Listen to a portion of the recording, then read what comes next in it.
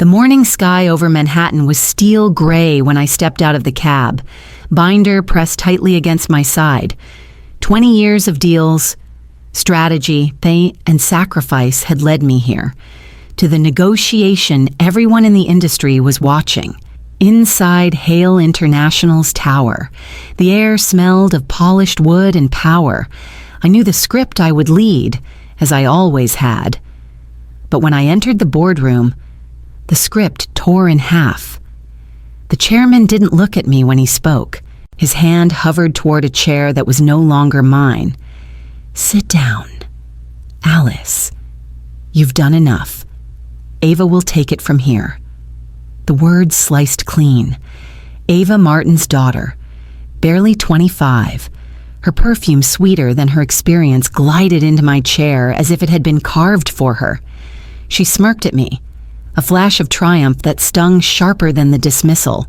2 decades, reduced to silence in front of 12 CEOs whose signatures could shift entire markets. I stood still. My fingers tightened around the leather edge of my binder, the pages within thick with every clause and signature I had nurtured into existence. I didn't protest. I didn't plead. I sat at the far end of the room, an observer in the empire I had built. Across the table, a German executive leaned closer, his voice low enough for me alone. "Without you, this table is already unstable." I turned slightly, enough to catch his meaning. My presence wasn't decoration. It was foundation. They didn't understand that yet. I kept my gaze steady, my face composed, while Ava stumbled through introductions with a brittle confidence. The others nodded politely, but their eyes flickered toward me, measuring the weight of my silence. They thought obedience kept me quiet. But silence was my choice, a blade honed in shadows. Inside my binder wasn't just paperwork, it was a weapon forged from years of being overlooked. I folded my hands in my lap and breathed steadily. Let them smirk. Let them believe. The game had already begun, and they hadn't realized I was still the one holding the board. And as I sat there, the memories of how I had once been promised loyalty would pay began to surface. I can still see Martin's hand the first time it clasped mine firm, commanding, a gesture that carried the weight of a promise. "Loyalty is rare," he said, his eyes sharp with the kind of certainty that makes you believe.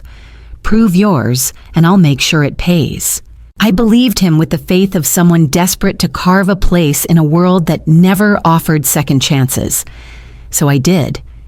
Year after year. Deal after deal. I gave more of myself than I ever admitted out loud. One Christmas Eve, while families gathered around fireplaces, I was in a Tokyo skyscraper, staring at contracts that smelled faintly of fresh ink and jet fuel.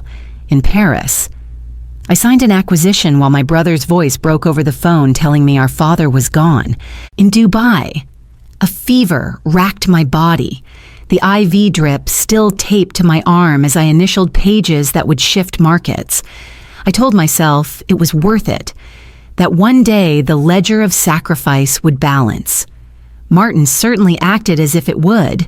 He introduced me at conferences as the backbone of his empire, paraded my victories in front of shareholders, used my name to win trust.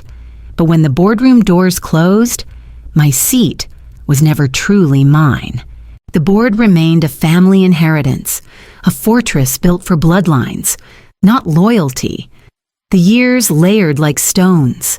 Every contract I closed, every red-eye flight I endured, every night I traded sleep for negotiations became another brick in the chain I carried. What began as loyalty hardened into something heavier. The promise that it would pay had turned into a leash I wore without realizing. And now, in that same boardroom where Martin once praised me as indispensable, he had shown the truth. That chain was never meant to lift me higher. It was meant to hold me down until he was ready to replace me. I sat in silence, the memory of his first words echoing bitterly. And with each echo, I knew I could no longer pretend that loyalty was my shield. It was time to see it as my weapon. It started so quietly, I almost convinced myself it was coincidence. A meeting shifted without warning. The new calendar invite sent to everyone but me. When I asked about it, Martin smiled too easily, assuring me it must have been a clerical error. Then came the memos projects I had built line by line, scrubbed clean of my name. Clients began forwarding threads to me, confused why I hadn't responded to emails I'd never received. Each time, the explanation was the same: strange oversight, accidental omission, nothing intentional. But in the hallways, the whispers told the truth. Succession. Family first. Ava is the future.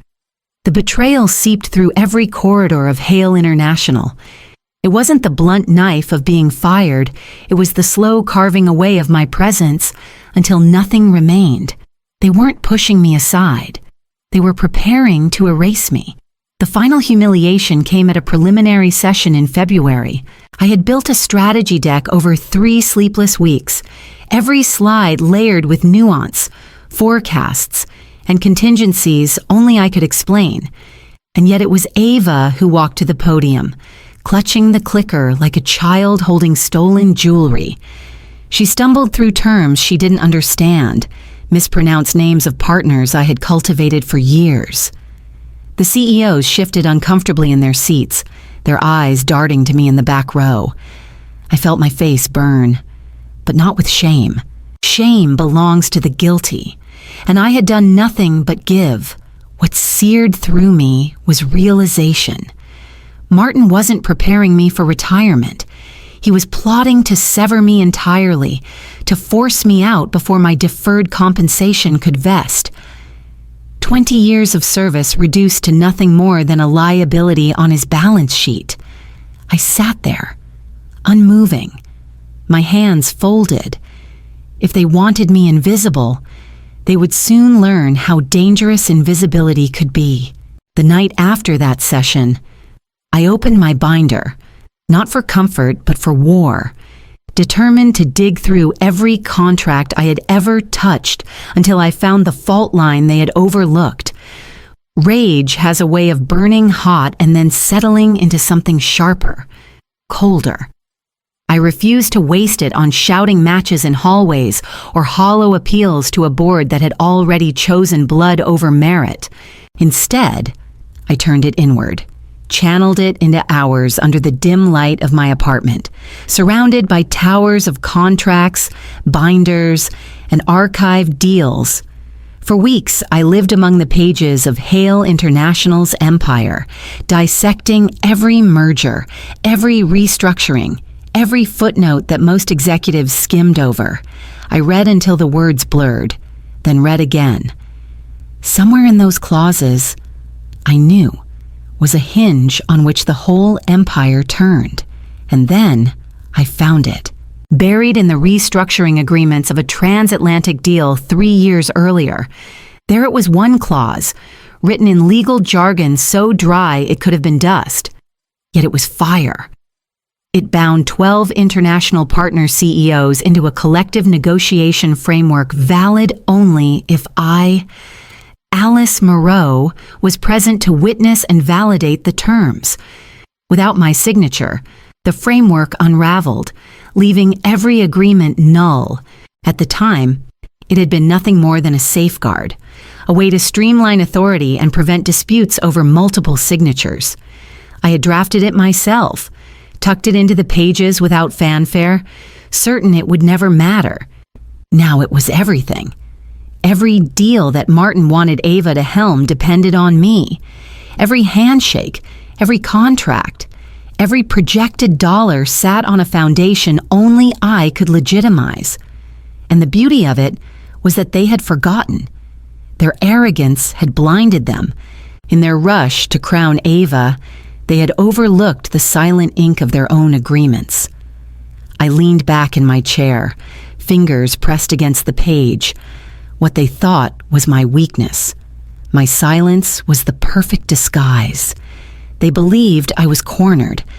They didn't know that every dotted line curved back to my pen, and as I closed the binder, the edges warm from my grip. I knew I had found my weapon. The only question left was how long I could keep it hidden before Martin or Ava noticed the trap waiting for them. The night before the negotiation, I laid out my suit as if it were armor. Navy blue, pressed sharp enough to cut. My shoes polished until they reflected the lamplight. I braided my hair back, steady hands smoothing away every stray strand.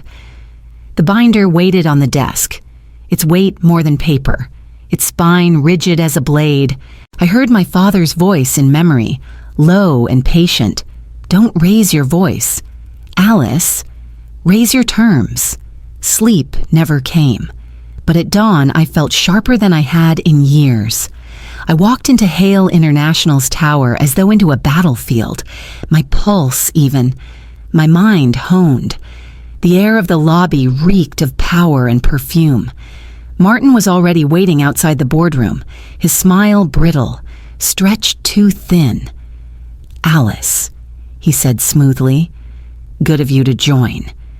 You may observe from the side. This is Ava's moment." His hand brushed my shoulder as though the gesture softened the knife. Ava stood beside him, glowing with rehearsed confidence, her smile wide enough to hide the cracks she didn't know I could see. I stepped into the boardroom, the skyline of Manhattan looming beyond the glass. 12 CEOs arranged themselves like chess pieces, their papers aligned, their pens poised, their eyes darting toward me. I folded my hands, my pulse steady, the weight of silence anchoring me. The moment had not yet come. I fixed my gaze on the clock as the second hand approached its mark.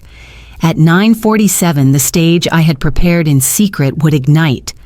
The second hand reached its mark, and at exactly 9:47, the room shifted. 12 chairs scraped back against polished hardwood in a sound so sharp it cut through Ava's fumbling words. The noise was perfectly synchronized, like a symphony conducted by a hidden hand. Briefcases snapped shut. Pens clattered onto the table, and the air thickened with the weight of collective refusal. The German executive, broad-shouldered and severe, rose first. His voice carried across the room with the precision of a verdict. "Without Alice Moreau, this negotiation is invalid. Our contracts are explicit." The others echoed him not with words, but with action papers gathered, phones pocketed, eyes steeled with decision. Their movements were deliberate, choreographed as if rehearsed for this very moment. They weren't walking out on a deal, they were walking out on Martin. I sat still in the corner, hands folded neatly over my lap, my binder untouched. My pulse did not quicken. My face did not shift. This was not surprise, it was inevitability. Martin's complexion drained of color, his jaw working soundlessly before words sputtered out, half-formed and useless. His hand twitched toward Ava as if to anchor himself, but she was frozen, her smirk gone, replaced by a wide-eyed confusion that made her look like a child caught playing dress-up. The silence after the last door closed was more deafening than the scraping chairs had been. For the first time in 20 years, Martin had no script, no leverage, no audience willing to nod along. He turned slowly toward me, and the fury in his stare was laced with something rarer fear. I didn't move. I let the silence fill every inch of the room until it pressed against his chest as tightly as his failing empire. The boardroom that had always been his fortress was now his prison, its windows too tall, its walls too heavy, its air too sharp. And I knew, as his glare landed on me, that the empire he had tried to secure for his daughter was already cracking under the weight of the woman he had betrayed. Martin's fury broke the silence first. His chair scraped violently against the floor as he shot to his feet. "What the hell did you do?" "Alice." His voice cracked at the edges, rage bleeding into panic. Slowly, deliberately. I reached for my binder. For hours it had rested closed at my side, a silent witness. Now, as I opened it, the pages glinted with yellow highlights that glowed like live wires. I slid one sheet across the table, tapping the paragraph that had just detonated his empire. "You should read what you sign." "Martin," I said softly, my tone steady as steel, "especially when you build your empire on someone else's back." His eyes darted across the clause, the color draining from his face as the words confirmed what the empty chairs had already proven. Ava made a desperate sound, thin and high, as if a single note could change the outcome. "This isn't fair. She can't just—" Her voice cracked under its own weakness. She looked at me as though I had drawn a knife across the room, the blade gleaming just for her. Martin snapped at her, then turned back to me, scrambling for control. "Fine. We'll draft a replacement contract. They'll sign again tomorrow. This isn't finished." I flipped to another page, sliding it across with the precision of a surgeon. "It is finished. Any substitute agreement signed without my validation incurs penalties exceeding $300 million in liquidated damages." The air between us thickened, the trap snapping shut in a way even he couldn't untangle. The clauses had been buried, overlooked, dismissed as technicalities, but I had forged them years ago knowing someday they might be my only shield. Now they were more than a shield. They were a cage around Martin's empire, every bar tightened by his own arrogance. He sank back into his chair, fists clenched on the table, a king dethroned by his own negligence. Ava's eyes darted between us, wide with disbelief, as if she had only just realized she was a pawn in a game she couldn't play. And as Martin sat trapped in silence, I knew the collapse had only begun. By the afternoon, the headlines were everywhere. Hale International fumbles $1.8 billion deal. Succession misstep, stock plummets. The story spread like wildfire through financial networks, hashtags multiplying faster than Martin's lawyers could type. By evening, the footage of the CEOs walking out at 9:47 was replayed on every business channel, dissected frame by frame as if it were a crime scene. Partners began withdrawing within hours, some issuing terse public statements, others cutting ties quietly but decisively. Lawsuits appeared on the horizon like vultures circling a dying animal, each one waiting for the perfect moment to dive. Ava's name became poison overnight. The press branded her inexperienced and reckless, a symbol of nepotism gone catastrophic. Photographs of her smirk at the table were splashed across headlines beside charts of Hale International's falling stock price. Her confidence had curdled into ridicule. Martin, stripped of his aura, found no allies left at the board. The same directors who had nodded through his succession plan now whispered in corners, avoiding his eye. For the first time in decades, he looked like what he was, a man whose empire had been hollowed out by arrogance. I didn't wait for his decision. My resignation letter had been written weeks earlier, tucked into my binder like a final piece of ammunition. It was clean, professional, and absolute. I signed it without hesitation, slid it across his desk, and walked away. I stepped out of the tower as though leaving a burning house I had lit myself, the flames visible only to those still trapped inside. The weight on my shoulders was not loss, but release, and I wasn't leaving empty-handed. My contract, ironclad and ignored by those who thought I was dispensable, guaranteed a deferred compensation package for 20 years of service. The payout was obscene, more than enough to buy freedom, more than enough to build something new. As the city lights flickered on across the Hudson, I held that knowledge close. Their collapse was only the beginning. My future would not be built on ashes, it would rise on foundations they never saw coming. The lease was signed in a quiet office on the west side, a space with wide glass windows that opened to the Hudson. No marble floors, no gilded conference tables, no pretension, just clean lines, light, and room to breathe. I didn't want a monument to power. I wanted a place where respect could take root, where no one would ever be dismissed for lacking the right last name. My phone hardly stopped ringing. The first calls came from the same 12 CEOs who had risen with me at 9:47. They didn't care about the wreckage of Hale International. They wanted stability. They wanted results, and they trusted me to deliver both. Each conversation ended the same way they would move their business to me, provided I was in the room, provided I was leading. Then the messages started coming from within the old company. Analysts, managers, even senior directors, all tired of Martin's nepotism, all eager to escape the sinking ship. Their words carried the same weight. If you're building something new, I want in. I didn't turn them all away. Some I had watched for years. People whose talent had been overshadowed by louder, less capable voices. One by one, I brought them in. Not as replacements, but as partners. This wasn't going to be another hierarchy of favoritism. It would be a coalition of the overlooked, a gathering of the very people Martin had wasted.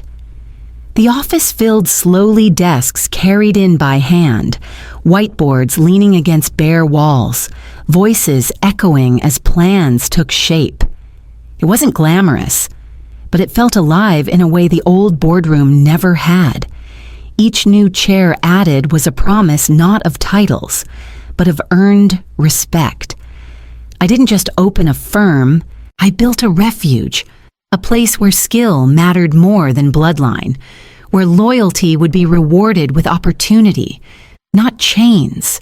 And as I stood by the window watching the river darken in the setting sun, I knew this was only the beginning.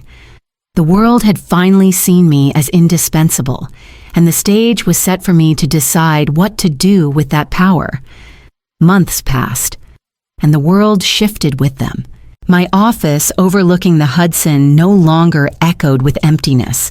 It pulsed with work, with possibility, with voices once silenced, now carrying weight.